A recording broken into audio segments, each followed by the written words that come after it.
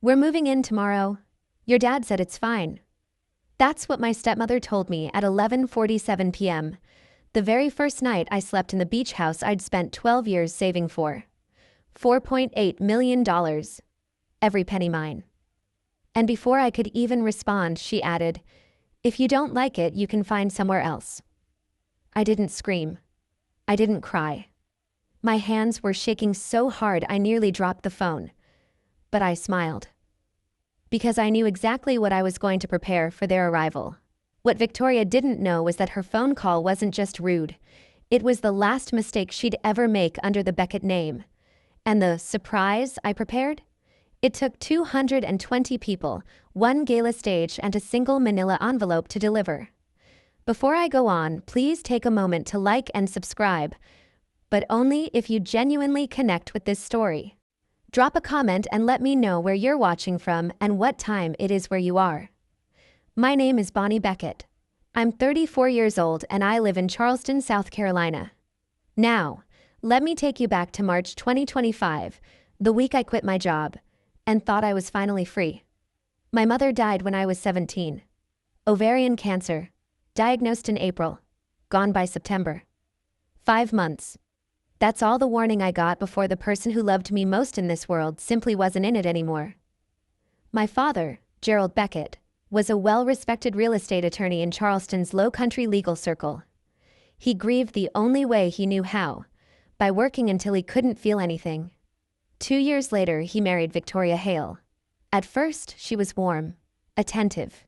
She brought homemade lemon bars to Sunday dinners and called me sweetheart, with what I genuinely believed was sincerity. But 6 months after the wedding, the lemon bars stopped, and so did the sweetness. It started small. Victoria suggested I move out of my childhood bedroom, the one with the window seat my mother had built. So Paige, her daughter from a previous marriage, could have a proper dressing room. I looked at my father, waiting for him to say something. He squeezed my shoulder. "It's just a room, kiddo." It was never just a room. By Christmas 2011, I wasn't in the family photo. Victoria positioned everyone in front of the fireplace and somehow there was no space left when I walked in. "Oh," she said, adjusting Paige's collar. "I thought you said you didn't want to be in it." I paid for my own college. Full scholarship to the College of Charleston, plus 2 part-time jobs, one at a bookstore, and 1 tutoring statistics. Paige went to a private university in Savannah, tuition fully covered by my father. When I once asked him why the difference, he looked confused. "Victoria said you preferred being independent." Her favorite phrase, "I'm not being mean, I'm being practical." She used that line every single time she cut me out of something, and for 15 years, I let her. Here's the thing about being invisible inside your own family. It gives you an extraordinary amount of privacy. After graduating summa cum laude in finance, I took a junior analyst position at Meridian Strategy Group, a boutique consulting firm in downtown Charleston. Within 3 years, I was leading client engagements. Within 7, I was a senior strategy consultant managing restructuring projects for companies with revenues north of $200 million. By the time I left, my base salary plus performance bonuses totaled roughly $340,000 a year. Victoria never knew. She never asked. At family dinners, the ones I was invited to, which grew fewer each year, she'd wave her hand when my work came up. "Bonnie does something with spreadsheets." Then she'd turn to Paige. "Tell them about your new marketing campaign, sweetheart. Paige is the successful one." I let her believe that. I let all of them believe it. Starting in 2013, I funneled every dollar I didn't need into index funds and 2 rental properties, a duplex in West Ashley and a townhouse near the medical university. I lived modestly. I drove a 7-year-old Honda. I wore clothes from Target to Thanksgiving dinners at my father's house, while Victoria showed off a new Cartier bracelet each year. By March 2025, my net worth sat at approximately $5.2 million. Not a soul in my family had any idea. The only person who knew everything was Marcus Trent, my attorney since 2019, a sharp-eyed specialist in real estate law and financial fraud. It was Marcus who first flagged something strange in July 2024, while reviewing my father's property records for an unrelated inheritance question. "There's a transfer deed for the Mount Pleasant house," he told me. "Gerald's signature on it looks off. I'm saving a notarized copy, just in case." I thanked him. I filed it away. I wasn't ready to fight. Not yet. By February 2025, my body made the decision my mind had been postponing for years. I stopped sleeping. Not the Instagram kind. Not, "Oh, I only got 5 hours." I mean, I would lie in bed staring at the ceiling fan for entire nights, my brain cycling through client deliverables and risk models until my chest felt like someone was standing on it. My doctor, a no-nonsense internist named Dr. Priya Langford, sat me down after my blood work came back showing cortisol levels she described as alarming. She told me to take at least 6 months off. No negotiations. I submitted my resignation on February 28th. My managing partner, Martin Collier, shook my hand and said, "The door's always open when you're ready, Bonnie." I walked out of the office carrying a single box, and for the first time in a decade, I didn't know what to do next. Then I remembered my mother. She used to talk about a little house by the ocean. Nothing fancy, just somewhere with a porch and the sound of waves. She said she'd buy it when she retired. She never retired. I found the listing on a Thursday afternoon. Sullivan's Island, just 20 minutes from Charleston. 6 bedrooms, whitewashed cedar siding, a wraparound porch that faced the Atlantic. 4,200 square feet. Listed at $4.8 million. I called Marcus. I called my mortgage broker. I put down 20%, $960,000, on March 5th and closed on March 21st. I moved in on March 22nd, a Saturday. That first night I sat on the porch with a glass of wine, listening to waves break against the shore. And for the first time in longer than I could remember, I felt like I belonged somewhere. I didn't tell anyone in my family. But Paige saw an Instagram story from a mutual friend who'd tagged Sullivan's Island and recognized me in the background. She told Victoria. And that night, my phone rang. 11:47 p.m. Victoria's number glowing on my screen. I hadn't answered a call from her in 3 months. But something about that first night in the house, the wine, the waves, the foolish feeling that maybe things could be different, made me pick up. "Paige told me about your little beach house," Victoria said. No hello. No congratulations. Her voice had that clipped, organizing tone she used when rearranging furniture or rearranging people's lives. "How nice. Listen, your father and I need a change of scenery. The city's been exhausting. We're moving in tomorrow. Your dad said it's fine." I was silent for 5 seconds. She filled them. "The master bedroom, obviously. Paige will take the room with the ocean view. You can have the one in the back. It's small, but you're used to small." My free hand gripped the porch railing. "Did Dad actually say that? Can I talk to him? He's sleeping. Don't wake him, you know his heart. And honestly, Bonnie, if you don't like it, you can find somewhere else. It's not like you can't afford a motel." My hands were trembling. My jaw was locked. But my voice came out steady, almost gentle. "Sure, Victoria. I'll prepare everything for your arrival." She hung up without saying goodbye. She never said goodbye. I sat in the dark for 20 minutes, staring at the ocean I couldn't see. Then I called my father. It was 12:15 a.m. He picked up on the second ring, wide awake. "Sweetheart," he said. "I didn't say any of that. Victoria told me you invited us down for the weekend." That's when it clicked. The same way it must have clicked for Marcus 8 months earlier, staring at a signature that didn't match. If Victoria could forge my father's words to my face, forging his name on a piece of paper was nothing. I didn't sleep that night. But for the first time in 15 years, I wasn't sad. I was clear. At 7 the next morning, I called Marcus Trent. "The notarized copy of the Mount Pleasant transfer deed," I said. "The one with the signature that looked off. I need to see it. Today." Marcus didn't ask why. He'd known me long enough to recognize the shift. By 9:30 a.m., the documents arrived in my encrypted email, a scanned copy of a transfer deed dated April 12, 2024, conveying my father's family home in Mount Pleasant, valued at $1.2 million, to an entity called Hale Premier Properties, LLC.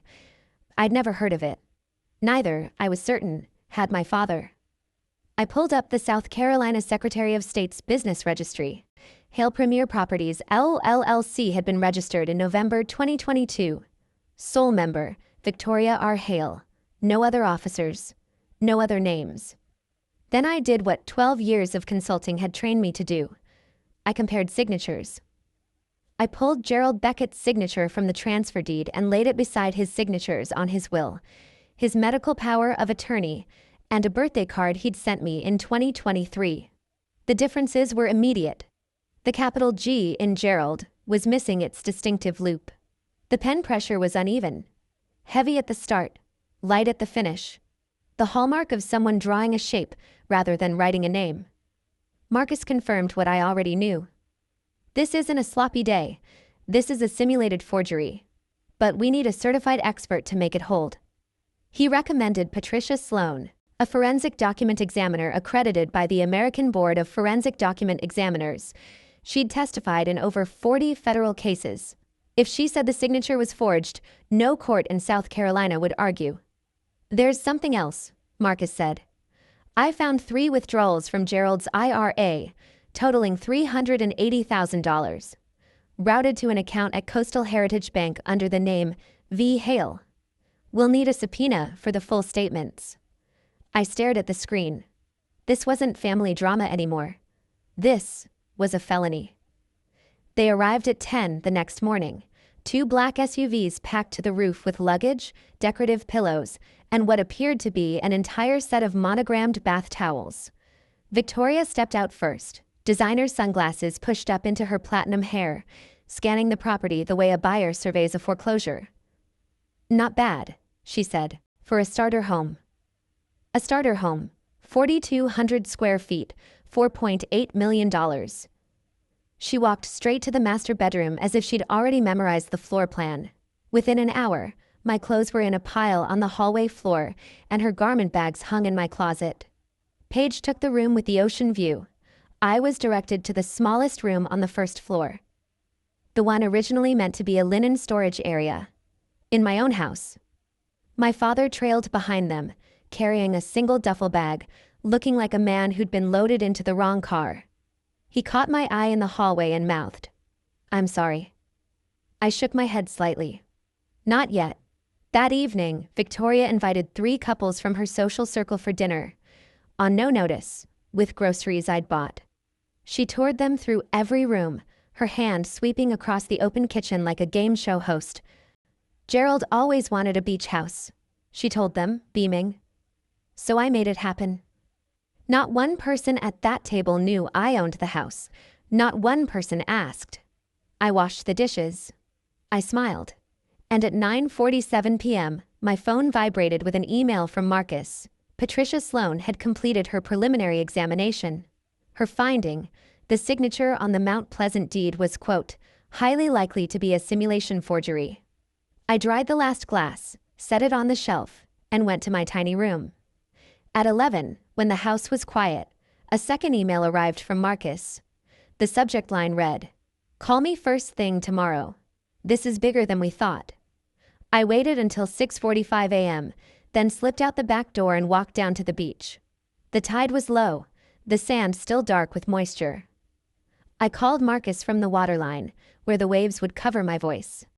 The IRA withdrawals were just the start, he said. She opened a supplementary credit card under Gerald's name, his social security number, his credit history, her as authorized user. Current balance, $47,000. Charges include a luxury spa retreat in Hilton Head, 2 Chanel handbags, a first-class flight to New York, none of which Gerald has any record of approving. I closed my eyes. The ocean roared in front of me. And there's a third account, Marcus continued. A savings account titled V. Hale Trust at the same bank, $215,000. Source, transfers from their joint household account, categorized as household expenses. I did the math standing there with salt water soaking through my sneakers. The Mount Pleasant house, $1.2 million.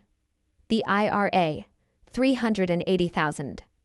The credit card, $47,000. The trust account, $215,000. Total, approximately $1.842 million. Stripped from my father without his knowledge while he recovered from a mild heart attack and trusted his wife to manage the household. That same afternoon, Patricia Sloan filed her official report. Report number PS 202500087. Her conclusion was unambiguous. The signature on the April 12 transfer deed was a simulated forgery, assessed at the highest probability level the discipline recognizes. We're looking at forgery in the first degree and exploitation of a vulnerable adult, Marcus said. Both felonies under South Carolina Code. What do you want to do? If I report it now? Victoria gets arrested. Gerald gets blindsided. The whole city knows by dinner. And if there's another way? Marcus paused. The Low Country Bar Association's annual charity gala is June 14th. Victoria's being honored, Philanthropist of the Year. If any of that stolen money flowed into the foundation, the award is built on fraud. He let the implication hang. You want to end this in a police station, or on the stage she built for herself? I knew the answer before he finished the question. 84 days. That's what I had between March 23rd and June 14th. The night of the gala. I broke the plan into 3 phases. Phase 1, March through April. Compile every piece of evidence into a file that could withstand scrutiny from a judge, a journalist, or a room full of lawyers. Phase 2, May. Protect my father. Transfer oversight of his finances to an independent fiduciary. Get his health stabilized, and prepare him for what was coming. Phase 3, the first 2 weeks of June. Coordinate the reveal at the one event Victoria cared about more than anything on earth. Marcus filed the subpoena request with Charleston County Court on March 28th. Estimated turnaround, 30 to 45 days. Patricia Sloan was already working on her full forensic comparison. The pieces were moving. But I needed one more person. Someone whose credibility Victoria couldn't dismiss and whose platform could outlast a single evening. I called Della Fairchild. Della was 52, a senior editor at the Charleston Society Review, the magazine that chronicled every gala, fundraiser, and garden party in Low Country high society. More importantly, she had been my mother's college roommate. They'd stayed close until the end. Della was one of the last people to visit my mother in hospice. When I told her what I'd found, the line went quiet for a long time. Then Della said, "I've had doubts about Victoria for years. She donates big but never lets anyone see the books. Every time I pitched an audit story, my publisher killed it. Too many advertisers in her circle." Della agreed to attend the gala as a credentialed member of the press. If the evidence held, she would publish a full investigative piece in the Charleston Society Review, a publication with 85,000 readers among the Low Country elite. "One condition," she said. "Every document gets verified independently before I write a word." I wouldn't have it any other way. Living with Victoria in the beach house for those weeks was like sharing a cage with someone who didn't know the lock was already broken. April settled in, and so did she. She changed the locks on the master bedroom. My master bedroom. Without asking. She hired a decorator to redo the living room in what she called coastal chic. New throw pillows, a driftwood coffee table, a $6,000 linen sectional. The invoice for $12,000 arrived in my mailbox with a sticky note. "Bonnie, take care of this. XOV. I paid it. I needed her comfortable. I needed her careless. Every Friday, she hosted what she called sunset socials. 5 or 6 couples from her Charleston circle, drinking my wine on my porch, listening to Victoria narrate her life as though she'd built it from scratch. I overheard her tell a woman in a cashmere wrap, "Bonnie is going through a phase, quit her little job, living off savings. We're here to keep an eye on her, really." The woman glanced at me with pity. I refilled her glass. My father pulled me aside one evening in the kitchen. "Are you okay, sweetheart? Victoria says you've been stressed, that you're not handling the career change well." "I'm fine, Dad. Better than fine." He studied my face but didn't push. Gerald Beckett had spent 63 years trusting the wrong people to tell him the truth about the people he loved. One afternoon, while Victoria was at a spa appointment, I picked up the iPad she'd left on the kitchen counter. Her browser history was still open. The most recent search: how to add name to property deed South Carolina. She wasn't just visiting, she was planning to put her name on my house. That evening, Marcus called. Subpoena's been approved, bank statements in 2 weeks. He hesitated. But Bonnie, there's another account we haven't seen yet. The Coastal Heritage Bank statements arrived in Marcus's office on the first Monday of May, sealed in a courier envelope marked confidential. Court order enclosed. He called me at noon. I sat in my car in the Sullivan's Island public parking lot. The only place I could be certain Victoria wouldn't overhear. The V. Hale account matches what we expected. $380,000 from Gerald's IRA, deposited in 4 installments between January and October 2024. Marcus said. The credit card we already knew about. $47,000. You said there was another one. There is. A savings account titled V. Hale Trust. Balance as of last month, $215,000. All of it transferred from the joint household checking account Gerald shares with Victoria. Each withdrawal listed as household expenses: groceries, maintenance, utilities. Except it all went to this separate account. I stared through the windshield at the marsh grass bending in the wind. Total damage? $1.2 million for the house, $380 from the IRA, $47 on the card, $215 in the trust account. Grand total, approximately $1.842 million. He let that number sit. Marcus, if I tell my father now, he'll confront her. He won't be able to help it. And that could wreck the gala plan. Or worse, his heart. I know. But he needs to hear it before that night. He needs to stand up on that stage knowing the full truth. And he needs to sign an affidavit confirming he never authorized any of it. We settled on June 1st, 13 days before the gala. Early enough for Gerald to prepare. Late enough that Victoria wouldn't have time to build a counter-narrative. That same week, Patricia Sloan sent an addendum to her report. The handwriting in the forged signature on the Mount Pleasant deed was consistent with the handwriting on the fraudulent credit card application. Same person. Same pen habits. Same crime. June 1st, a Sunday. I woke before dawn and watched the sky turn from charcoal to pale gold through my tiny first-floor window. Victoria wouldn't be up until 9. She never rose early on weekends. I had a narrow window. I found my father on the porch at 5:45 a.m., sitting with a cup of coffee he'd made himself, watching the pelicans glide over the breakers. "Walk with me?" I said. We took the boardwalk down to the beach. The sand was cool under our feet. I waited until we were far enough from the house that even shouting wouldn't reach. Then I opened the folder. I showed him the transfer deed, the forensic report, the bank statements, all 3 accounts. I showed him the LLC registration for Hale Premier Properties, filed in his wife's maiden name.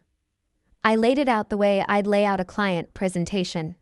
Facts first, implications second, questions at the end. Gerald read every page. His hands trembled.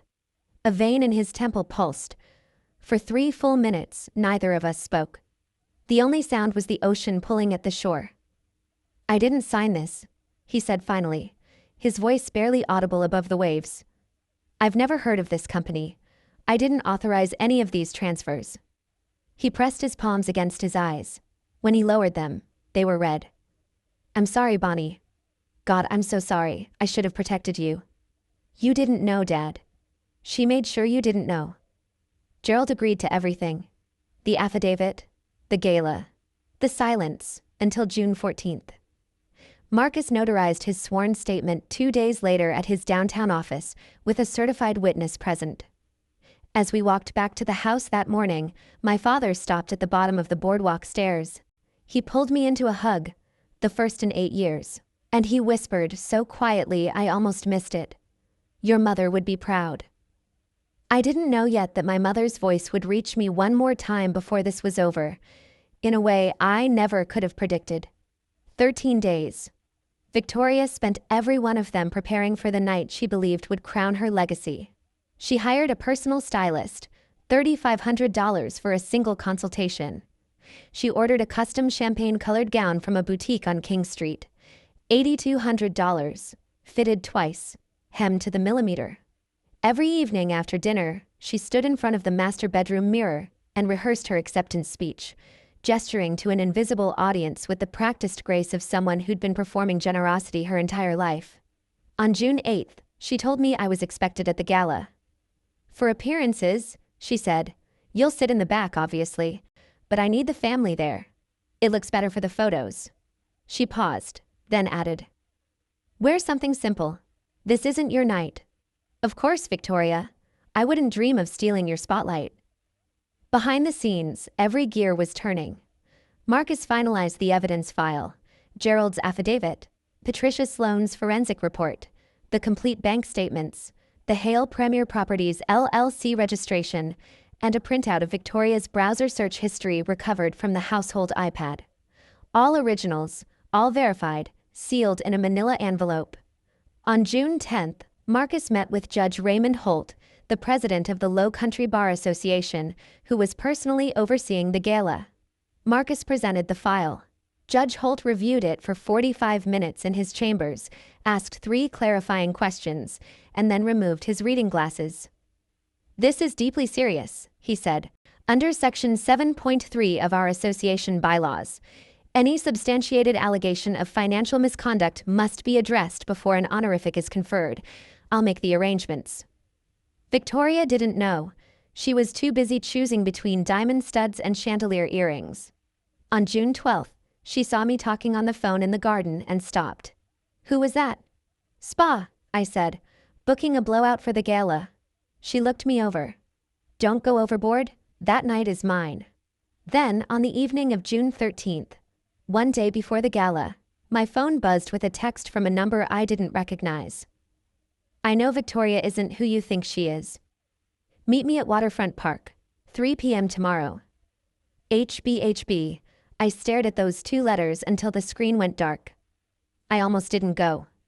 The gala was hours away, and the last thing I needed was a distraction from a stranger with cryptic initials.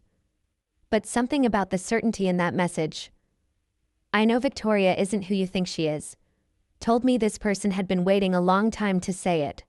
Waterfront Park, 3 p.m., June 13th. The sun was brutal, the kind of Charleston afternoon that makes the air shimmer above the pavement. I sat on a bench near the pineapple fountain and watched a woman approach. Tall, silver-haired, somewhere in her early 60s, wearing a pressed linen blazer despite the heat. She walked like someone who had rehearsed being calm. "Bonnie Beckett?" She extended her hand. "My name is Helen Briggs." HB Helen sat beside me and told me a story I'd never heard, one Victoria had buried so deep that even Google couldn't find it easily. Before Gerald, before Charleston, before the Hale Beckett Foundation and the philanthropist persona, Victoria had been married to a man named Richard Briggs, a successful dentist in Savannah. They wed in 2005. By 2009, it was over. After Richard discovered that Victoria had quietly transferred $190,000 from their joint accounts into a personal savings account she'd opened under her maiden name. "He didn't press charges," Helen said. "He wanted a clean divorce, wanted to forget. I respected that for 16 years. But I saw your name in a blog post by Della Fairchild, something about women in Charleston consulting, and I recognized you. Gerald Beckett's daughter." She looked at me steadily. "Victoria has a pattern, Bonnie.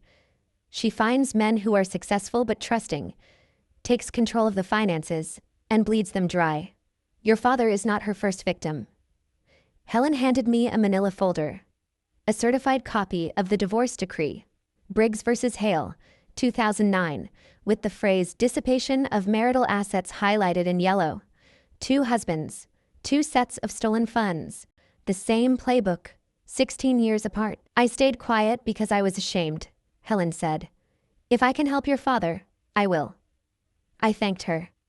And I called Marcus before I even reached my car. The night of June 13th settled over the beach house like a held breath. Victoria was in the master bedroom, rehearsing her speech one last time. Through the door, I could hear the cadence of her voice rising and falling, grateful, humble, rehearsed to perfection. In the next room, Paige was arranging jewelry on the dresser, holding up earrings to her reflection, completely unaware that by tomorrow night, every piece of the life her mother had constructed would be scattered across a ballroom floor. My father knocked on my door at 10 o'clock. His face was drawn, but his eyes were steady. The eyes of a man who had finally stopped looking away. He held a small wooden box, walnut, with a tarnished brass clasp. "I found this," he said quietly, in the locked drawer of Victoria's nightstand. "She was at the spa this afternoon. I wasn't looking for it. I was looking for my reading glasses." He opened the box. Inside were 2 handwritten pages, folded once, the paper yellowed at the edges. My mother's handwriting. I knew it instantly. The looping lowercase y. The way she crossed her T's with a slight upward slant, as if every word was reaching for something better. The letter was dated 3 days before she died. "Bonnie, my brave girl. You don't need anyone's permission to live your life. You are enough. You have always been enough. Don't ever let anyone make you doubt that." Victoria had kept this letter hidden for 17 years. My mother's last words to me, sealed in a box, locked in a drawer, in the bedroom of the woman who had spent a decade and a half telling me I was nothing. My father and I sat together in my small room and cried without speaking. When I could breathe again, I folded the letter carefully and placed it in my purse, the one I'd carry tomorrow. "I won't let her down, Dad." Before I turned off the light, I passed the hallway that led to the porch. Victoria's silhouette was framed against the moonlit ocean, phone pressed to her ear. I stopped. Her voice drifted through the screen door. "Don't worry. After the gala, I'll have them transfer the deed. She won't even notice until it's done." She was talking about my house. The house I'd bought with 12 years of invisible labor, and she was planning to take it the moment her trophy was in hand. I went to bed. I set my alarm for 6 a.m. And for the first time in 84 days, I slept soundly. June 14th, 2025. The morning arrived bright and still, the kind of low-humidity Charleston day that makes everything look sharper than it has any right to be. At 8 a.m., I was in Marcus Trent's office, a glass-walled suite on the 3rd floor of a converted warehouse on East Bay Street. The manila envelope sat between us on his desk like a loaded weapon laid flat. We reviewed the contents one final time, the forged transfer deed with Patricia Sloan's forensic report, number PS202500087, the Coastal Heritage Bank statements for all 3 accounts, Gerald's notarized affidavit, signed and witnessed on June 3rd, the Hale Premier Properties LLC registration, the divorce decree from Briggs vs. Hale, 2009, and a screenshot of Victoria's browser history. The search for how to add a name to a property deed in South Carolina. Time-stamped, device identified, saved to PDF. "Helen Briggs confirmed this morning," Marcus said. "She purchased a ticket through Della, table 12. She's ready." At 10 o'clock, Marcus met Judge Holt at the courthouse for a final briefing. The judge had already informed the gala's organizing committee. The Philanthropist of the Year award would be paused before presentation, pending a matter related to the nominee that requires the association's attention. The committee agreed, reluctantly, but unanimously. No one in Charleston's legal elite wanted their signature award tainted by unexamined fraud. Victoria, meanwhile, spent the morning in a state of radiant oblivion. She emerged from the master bedroom at 2 o'clock in her champagne gown, hair swept into a high chignon, diamond pendant catching the light. She surveyed me in my simple black dress and pearl earrings the way a queen surveys a chambermaid. "At least try to look like you belong there, Bonnie." I met her gaze. "Don't worry, Victoria. Tonight, everyone will know exactly where I belong." She frowned, a brief crease between perfectly filled brows, but she was already checking her reflection in the hallway mirror. She had bigger things on her mind. Or so she thought. The grand ballroom of the Belmont Charleston Place was the kind of room designed to make ordinary people feel extraordinary, and extraordinary people feel immortal. Crystal chandeliers the size of small cars, floor-to-ceiling windows draped in ivory silk. Round tables set with bone china and sterling flatware, each one anchored by a centerpiece of white peonies and flickering votives. 220 guests, attorneys, circuit court judges, state legislators, founders of nonprofits, real estate developers, and the social columnists who chronicled their every handshake. Black tie, impeccable manners. In a room like this, reputation wasn't just currency, it was oxygen. Victoria moved through the crowd as though the evening had been choreographed around her. She kissed cheeks. She clasped hands. She leaned in close to whisper things that made powerful people laugh. At one point, I watched her rest her palm on Judge Holt's forearm and say, with the kind of sincerity that only a lifetime of practice can produce, "I'm so humbled by this honor, Raymond. Truly." She sat at table 1, the VIP position, directly before the stage. Gerald was beside her, his posture rigid, his water glass untouched. He hadn't looked at Victoria since they'd arrived. She hadn't noticed. I was at table 18, near the service entrance, the table Victoria had assigned me. Marcus sat to my left, his briefcase tucked beneath his chair. At table 12, I could see Helen Briggs, silver hair, linen blazer, watching the room with the patience of someone who'd waited 16 years for this evening. In the press section, Della Fairchild adjusted her recorder and opened a fresh page in her notebook. At 8:30, the MC tapped the microphone. "Ladies and gentlemen, before we move to the evening's awards presentation, the association has a brief announcement." Victoria straightened in her chair. She smoothed her gown. She smiled, the generous, camera-ready smile she'd been rehearsing in mirrors for weeks. Then Judge Raymond Holt rose from his seat, walked to the podium, and said, "Ladies and gentlemen, I regret to inform you that we have received information requiring our attention before we proceed this evening." 220 pairs of eyes turned to the stage. Victoria's smile didn't falter. Not yet. But I saw her fingers tighten around her napkin. Judge Holt's voice carried through the ballroom with the measured gravity of a man who had spent 30 years on the bench. Under Section 7.3 of the Low Country Bar Association's bylaws, any substantiated allegation of financial misconduct involving a nominee must be addressed before an award of honor is conferred. This evening, we have received a formally documented complaint, supported by forensic evidence, sworn testimony, and independently verified financial records. He paused. The complaint was filed by a member of the nominee's own family. A murmur rippled through the tables, the quiet, involuntary sound of 220 people recalibrating their expectations simultaneously. Victoria was on her feet before Judge Holt finished. "This is absurd," she said, her voice pitched perfectly between outrage and bewilderment, the voice of a woman who'd spent decades controlling rooms. "Raymond, who filed this? This is a charity event, not a courtroom." Judge Holt looked directly at me. "Ms. Bonnie Beckett, you've been invited to present your evidence." The murmur became a wave. Heads turned. Victoria's eyes found me at table 18, the back of the room, exactly where she'd put me. And for one long suspended second, we looked at each other across 17 tables, 220 witnesses, and 15 years of silence. I stood. I picked up the manila envelope. And I walked. 17 tables. Each step deliberate.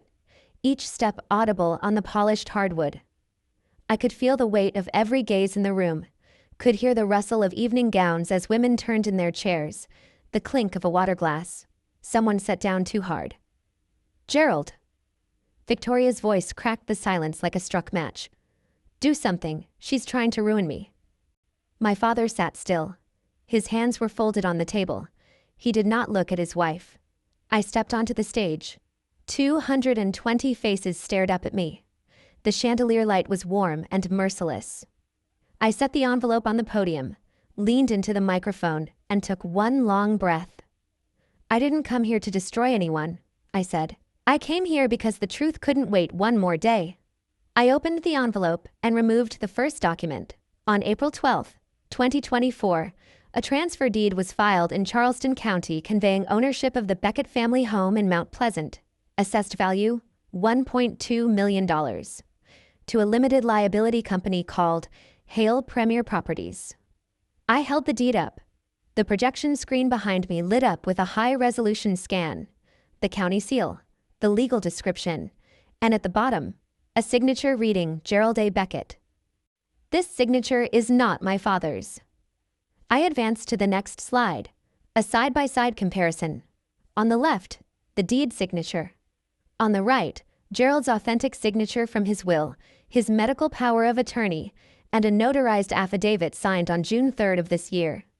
The differences were visible from the back of the room: the missing loop on the capital G, the inconsistent pen pressure, the mechanical quality of a hand that was copying rather than writing. This analysis was conducted by Patricia Sloan, a forensic document examiner accredited by the American Board of Forensic Document Examiners with testimony in over 40 federal proceedings. Her conclusion, stated in Report PS2-02-50087, the signature is a simulated forgery at the highest probability level recognized in the field. The ballroom was silent. Not the polite silence of a formal event. The airless silence of a room that has collectively stopped breathing. My father rose from table 1. His voice was hoarse but clear. I did not sign that document. I did not know that company existed. And I did not authorize the transfer of my home. Victoria gripped the edge of the table. Gerald, tell them you signed it. Tell them. He looked at her for the first time that evening. Then he slowly shook his head. Somewhere at table 5, a man set his fork down on his plate. The tiny clink rang out like a gavel. I pulled the second set of documents from the envelope. Between January and October 2024, 4 withdrawals totaling $380,000 were made from Gerald Beckett's individual retirement account and deposited into a savings account at Coastal Heritage Bank. The next slide appeared. Redacted bank statements with the routing numbers, dates, and amounts highlighted. The account is registered under the name V. Hale. I heard a chair scrape. Someone at table 9 whispered something to the person beside them. Additionally, a supplementary credit card was opened using Gerald Beckett's social security number, without his knowledge or consent. Current balance, $47,000. Charges include luxury travel, designer purchases, and personal spa treatments, none of which appear in Gerald's personal records. The third slide, a separate savings account titled V. Hale Trust, holds $215,000 transferred from the Beckett's joint household checking account, disguised as routine household expenses. I set the statements on the podium. The total amount diverted from my father's assets without his knowledge or authorization is approximately $1.842 million. Under South Carolina Code Section 433510, the financial exploitation of a vulnerable adult, my father is 63 years old with a documented cardiac history, is a felony. Victoria turned to the room. The tears came immediately, glistening, perfectly timed, rolling down cheeks that hadn't creased with genuine emotion in years. She's lying. Her voice broke with practiced fragility. Gerald gave me access to everything. This is a family misunderstanding, not a criminal matter. How dare you turn a charity dinner into a public trial? Judge Holt spoke from his seat, his voice level as a plumb line. Ms. Hale Beckett, the evidence has been independently verified. The association is revoking the Philanthropist of the Year award, effective immediately. Victoria's mouth opened. No sound came out. Then, from table 12, a woman stood up. Helen Briggs rose with the quiet composure of a woman who had spent 16 years rehearsing this moment in her mind. "My name is Helen Briggs," she said, her voice carrying across the ballroom with the clarity of someone who has finally decided to stop whispering. "Victoria Hale was previously married to my ex-husband, Richard Briggs, a dentist in Savannah. They married in 2005. The marriage ended in 2009. After Richard discovered that Victoria had transferred $190,000 from their joint accounts into a personal account under her maiden name." She held up a bound document. "This is a certified copy of the divorce decree, Briggs v. Hale, Chatham County Superior Court, 2009. The ruling specifically cites dissipation of marital assets."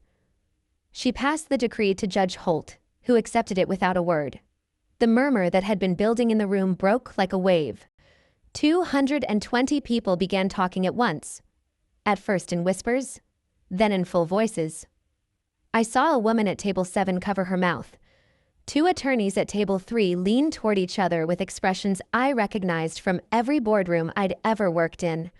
The look of professionals who have just realized they were standing next to a bomb. Victoria stood frozen between the VIP table and the aisle, her champagne gown catching the chandelier light. Paige sat beside the empty chair, tears streaming down her face, her hands clenched in her lap. She didn't look at her mother. She looked at the tablecloth. My father stepped away from the VIP table and walked toward me. He climbed the 2 short stairs to the stage and stood beside me at the podium. He didn't take the microphone. He didn't need to. Gerald Beckett, standing next to his daughter, facing the room, said everything that words could not. Victoria looked at us. Then at the 220 faces that had, until 10 minutes ago, admired her. Not one of them met her gaze. She picked up her clutch. She walked to the exit. The sound of her champagne heels striking the marble floor echoed through the ballroom long after the door closed behind her. No one followed. For a few seconds after the door closed, the ballroom held its breath. Then Judge Holt returned to the podium. The Philanthropist of the Year award for 2025 will not be conferred this evening, he said. The Low Country Bar Association will initiate a full audit of all donations received through the Hale Beckett Foundation. We ask for your patience and discretion as this matter proceeds through the appropriate legal channels. He stepped back from the microphone. The room exhaled. What happened next I did not expect. A man at table 3, tall, silver-templed, with the bearing of someone who owned the building he worked in, stood and crossed the ballroom toward me. Douglas Wren, founding partner of Wren and Partners, one of the most respected litigation firms in the Carolinas. He shook my hand. You presented that more clearly than half the attorneys I've hired in 20 years. If your father needs legal representation for the divorce or the criminal referral, here's my card. He pressed it into my palm. Pro bono. Behind him, Della Fairchild caught my eye from the press section. She nodded once. The kind of nod that means I have everything I need. I returned to the microphone one final time. The room quieted again. I didn't come here tonight to tear someone down, I said. I came because my father deserved to know the truth. Because silence isn't loyalty. It's surrender. And because no one in this room or anywhere else should have to trade their dignity for the appearance of family harmony. The applause began at table 12, Helen, steady and certain. It rippled outward through the room, not thunderous, not jubilant, but deliberate. The sound of 220 people offering something rarer than praise. Respect. My father took my arm as we descended the stage steps. His grip was firm. His eyes were clear. And for the first time in 15 years, we walked out of a room together. The drive back to Sullivan's Island took 23 minutes. My father sat in the passenger seat and didn't speak for the first 20. Then, somewhere on the bridge over the Intracoastal Waterway, with the marsh stretching out black and endless on either side, he said, "I'll file for divorce Monday." I didn't argue. I didn't comfort. I just reached over and squeezed his hand. When we pulled into the driveway, the house was dark. Victoria's things were still there. The garment bags, the monogrammed towels, the decorative pillows she'd chosen for my living room. But she was not. She'd apparently taken an Uber from the hotel. Where she went, I didn't know. I didn't look. Gerald's phone buzzed 14 times between 11 p.m. and 2 in the morning. I know because I could hear it vibrating through the guest room wall. He showed me the messages the next morning. "Gerald, please, I can explain. Don't do this to our family." Then, "You're making a mistake."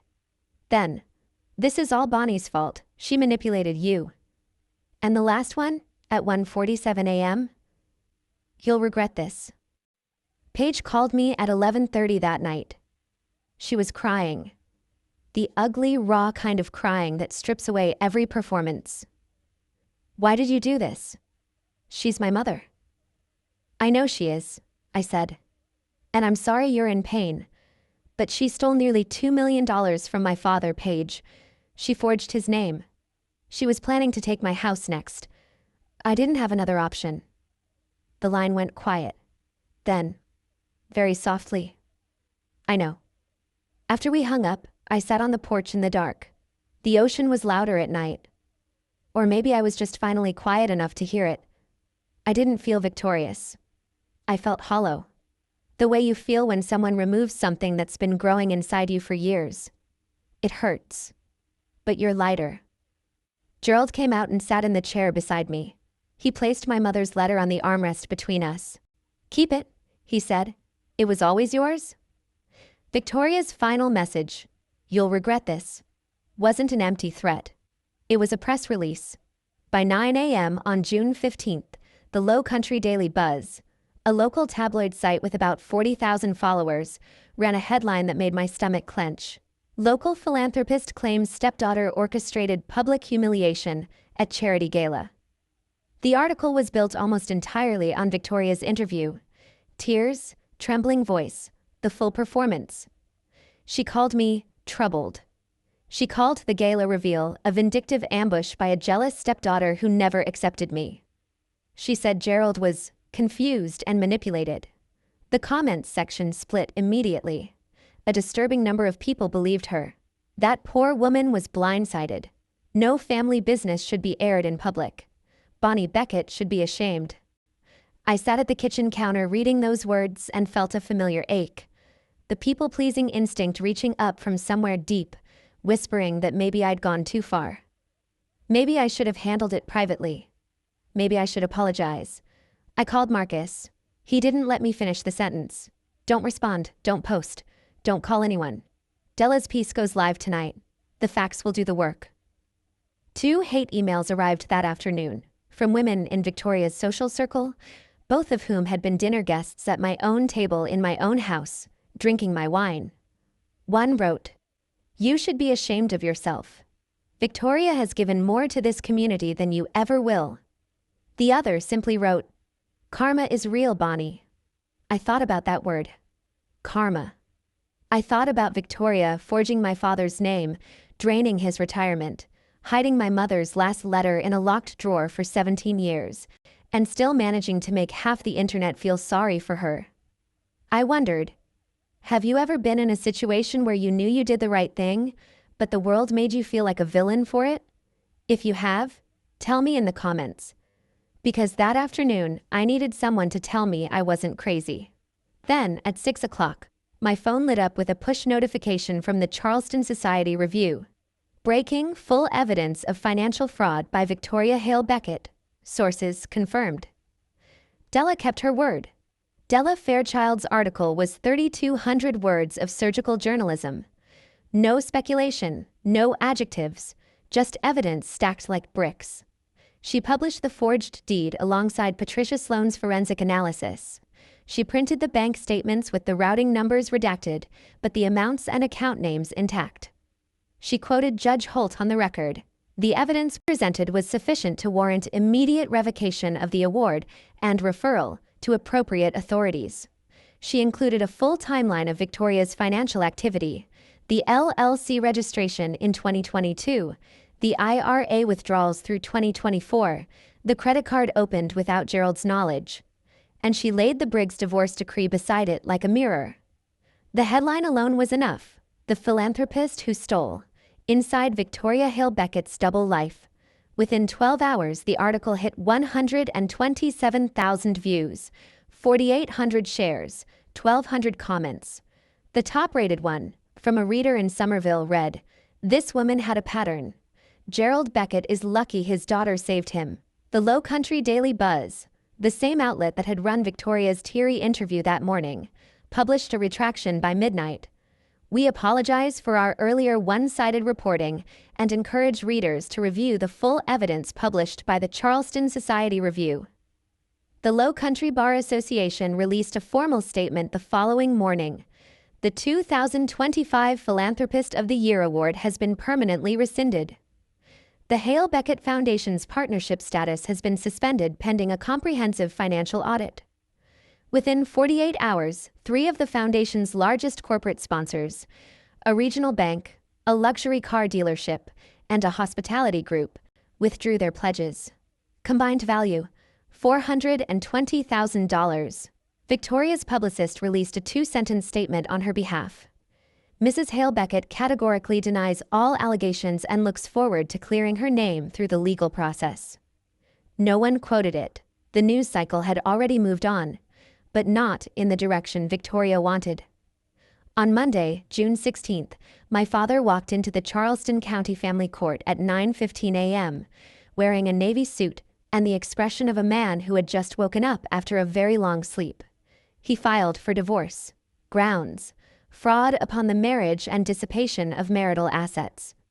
The petition was 14 pages long, prepared by Marcus Trent over the preceding 2 weeks, and it cited every document, every account, and every forged signature we'd uncovered.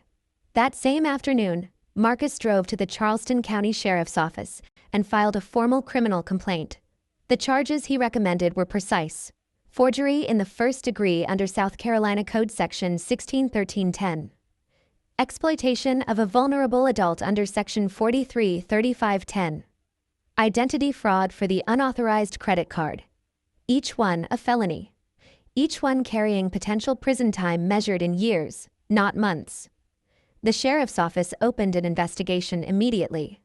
Victoria was instructed to present herself within 72 hours.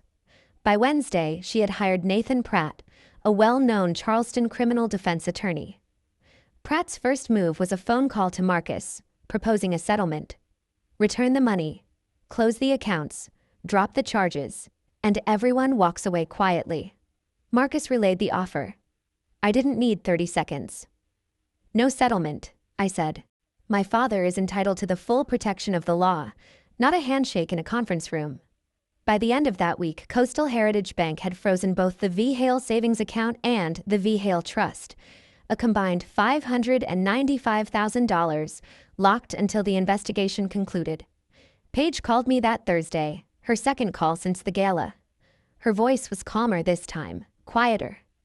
Can we talk? She asked. Not as enemies. I never thought of you as my enemy, Paige, I said. But you need to decide where you stand. I can't do that for you. She was quiet for a long time. Then she said, I know. The final number arrived on July 2nd. The Low Country Bar Association's emergency audit of the Hale Beckett Foundation uncovered what Marcus had suspected from the beginning. The rot went deeper than the personal accounts. $85,000 in charitable donations had been reclassified through a series of internal transfers and quietly redirected toward Victoria's personal expenses. Event planning invoices that turned out to be catering for her private dinner parties. Administrative costs that matched the exact amount of her monthly spa membership, and a $10,000 consulting fee paid to Hale Premier Properties, LLC, the same shell company used to steal my father's house. The revised total, $1.927 million. On that same day, the Charleston County Grand Jury returned a formal indictment. 4 felony counts: forgery in the first degree, exploitation of a vulnerable adult, identity fraud, misappropriation of charitable funds. Victoria surrendered herself at the county courthouse, posted $75,000 bail, and was released with a GPS ankle monitor and a court order prohibiting contact with Gerald Beckett. The restraining order was granted the same afternoon. 200 feet, no exceptions. Della Fairchild published a follow-up. The Post and Courier, South Carolina's largest daily newspaper, picked up the story. So did the Charleston City paper. Conservative estimates place the combined readership at over 500,000. On social media, the hashtag Hale Beckett fraud trended regionally for 3 days. Victoria's name, once synonymous with charity luncheons and society page features, now returned to only one kind of search result. Her defense attorney, Nathan Pratt, floated the idea of a countersuit. Defamation against me. Marcus's response was a single sentence in an email. Every statement made at the gala was supported by independently verified evidence reviewed in advance by a sitting judge. We welcome the discovery process. The countersuit was never filed. In the first week of July, after the indictment and the restraining order and the newspaper headlines had all settled into a kind of exhausted stillness, I sat down with my father on the porch of the beach house. The same porch. The same chairs. But nothing else was the same. "Dad?" I said. "I love you. I need you to hear that first. Because what I'm about to say might not sound like love. But it is." He nodded. He was listening. Really listening. Maybe for the first time in years. "I'm not going back to being the version of me that made everyone comfortable. I spent 15 years being the quiet one, the accommodating one, the daughter who never complained because she didn't want to make trouble. That's over. If we're going to have a relationship, a real one, it has to be built on honesty. You tell me the truth. I tell you the truth. And neither of us lets anyone else rewrite the story." His eyes glistened, but he didn't look away. "I'm going to start seeing someone," he said. "A therapist. I need to understand how I let this happen. How I let someone stand between me and my own daughter for 15 years without seeing it. That's all I'm asking." That evening, I wrote an email to Paige. I kept it short and clear. "I don't hate you. I never did. But I need you to understand that what your mother did was criminal. Not a misunderstanding. Not a family squabble. If you want to build something real between us, it starts with acknowledging that. I'm not asking you to choose sides. I'm asking you to choose honesty." I also made a phone call I'd been postponing. To Dr. Elaine Marsh, a licensed clinical social worker specializing in family trauma. My first appointment was scheduled for the following Tuesday. Setting boundaries, it turns out, isn't a single dramatic moment on a stage. It's a series of quiet decisions made in ordinary rooms. And the hardest boundary to enforce is the one you set with yourself. The letter arrived in mid-July. Not an email, not a text, but 3 handwritten pages in a cream-colored envelope with no return address. I recognized Paige's handwriting immediately. She still dotted her I's with tiny circles, the way she had when she was 14 and I was 21, and we'd briefly, before Victoria made it clear that closeness between us was unacceptable, been something like friends. She wrote, "Bonnie, I've been crying for 3 weeks. Not because my mother was arrested, because I finally realized what I've known for 15 years and refused to say out loud. I watched her treat you like you didn't exist. I watched her